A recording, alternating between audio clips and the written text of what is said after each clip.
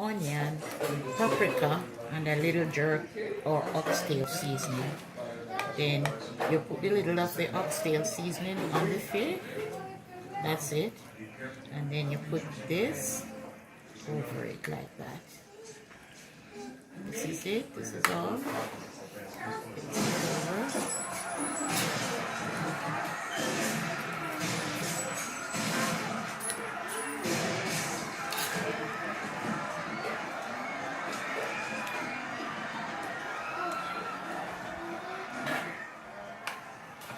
Remember, put it here. You have 1 minute and 30 seconds. That's it.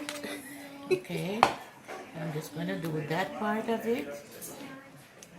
I'll show you.